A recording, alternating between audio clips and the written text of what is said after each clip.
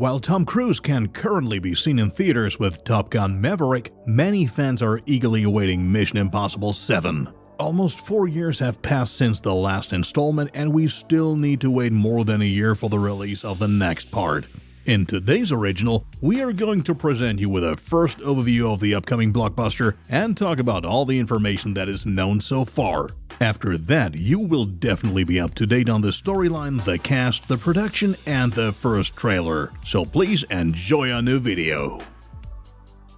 Let's first briefly recap the storyline of the previous movies. The main focus is on Ethan Hunt, an agent of the so-called Impossible Missions Force, or IMF for short. This is a fictional US government institution and, with its highly specialized team, carries out only the most difficult of missions. In the first installment, Ethan Hunt's entire team is seemingly wiped out. As it eventually turns out, his mentor Jim Phelps faked his own death merely to sell secret documents to the highest bidder. Hunt succeeds in finally avenging his team and killing Jim Phelps. In the second part, Ethan Hunt is seen traveling around the world as a loner. Unfortunately, his vacation is interrupted by a call from the IMF, as the next mission is already expecting the agent.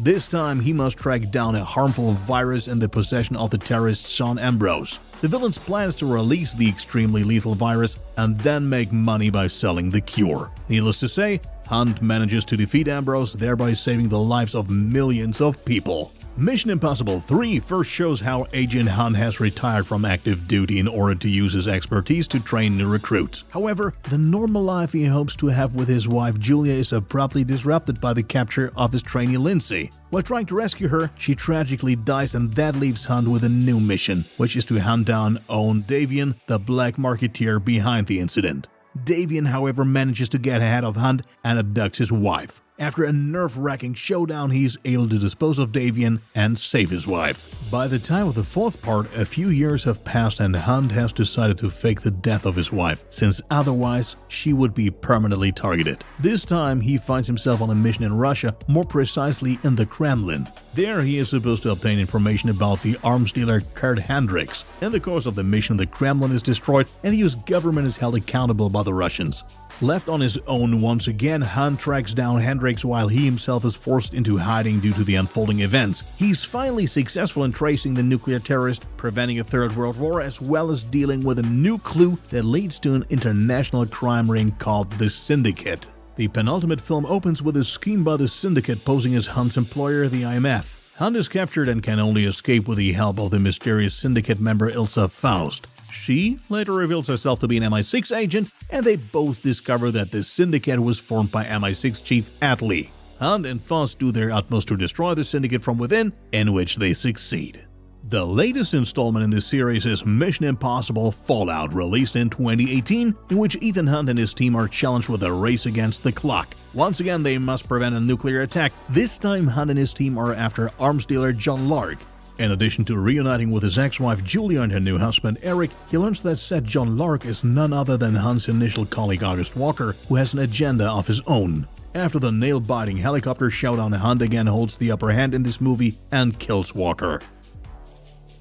After 6 movies, the question now arises as to what the plot of the upcoming Mission Impossible Dead Reckoning Part 1 will look like. As usual with the franchise, little is revealed about the exact storyline beforehand, so our best clue is the first trailer, which was released at the end of May.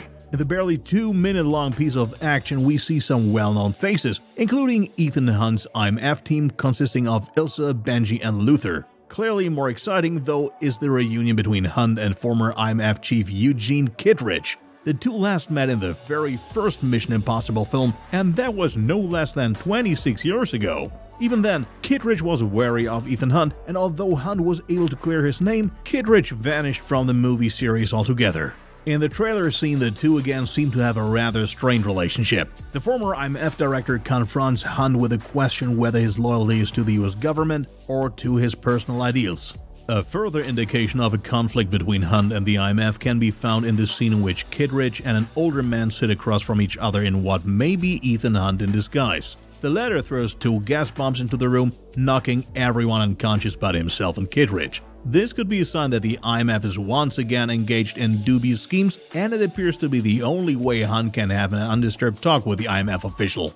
Another storyline will be the relationship between Hunt and Ilsa Faust. The tough female agent has been an integral part of the film series since Mission Impossible 5 Rogue Nation and has also been a potential love interest for the main character ever since. In the trailer, we see the two of them happily embracing, but also some sequences where they can be spotted with an eye patch and blonde hair. Also, in one scene, she seems to have a heated argument with Hunt, suggesting a volatile relationship between the two.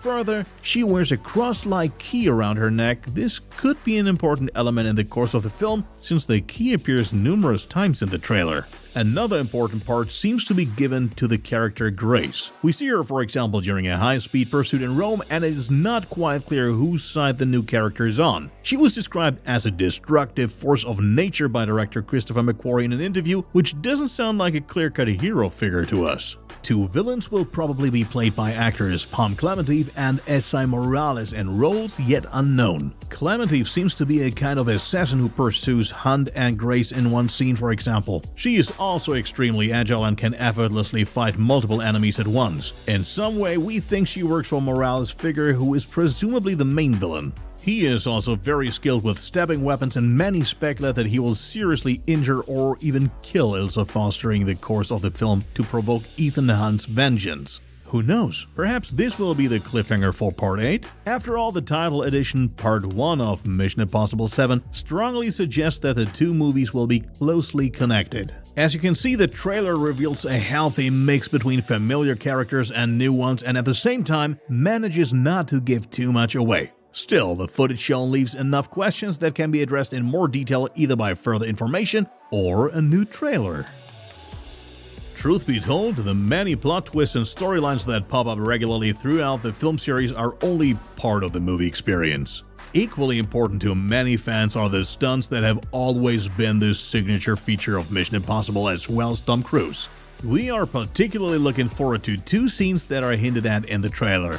In one, we see Tom Cruise and the bad guy battling on top of a train, which is a nice reference to the very first part. We are certain that the train sequence will conclude the film and decide the further plot of Part 8.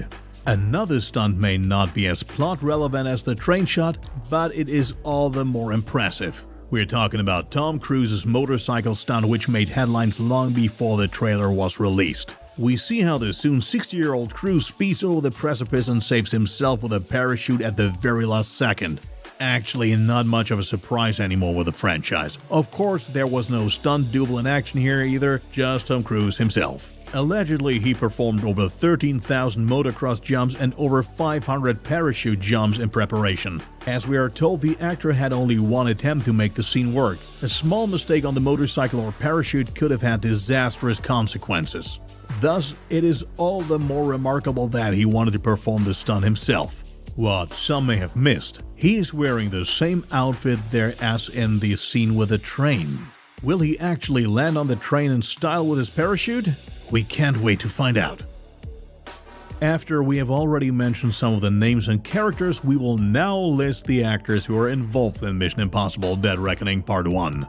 Of course, the familiar team of heroes once again consists of Tom Cruise as Ethan Hunt, Rebecca Ferguson as Ilsa Faust, Simon Pegg as Benji Dunn, and Ving Rhames as Luther Stickle. We are also happy to see the return of Henry Czerny, who will play the aforementioned Eugene Kittredge one more time. On the villain side, there's also an old familiar face, and that is Vanessa Kirby as White Widow. New to the cast are Esai Morales as the still nameless antagonist, Haley Atwell as Grace, along with Shea Wiggum as Jasper Briggs, who will be following Ethan Hunt in Parts 7 and 8. Among the actors with the still unknown roles are Pom Klementieff, Carrie Elvis, Indira Varma, Mark Gatiss, and Rob Delaney.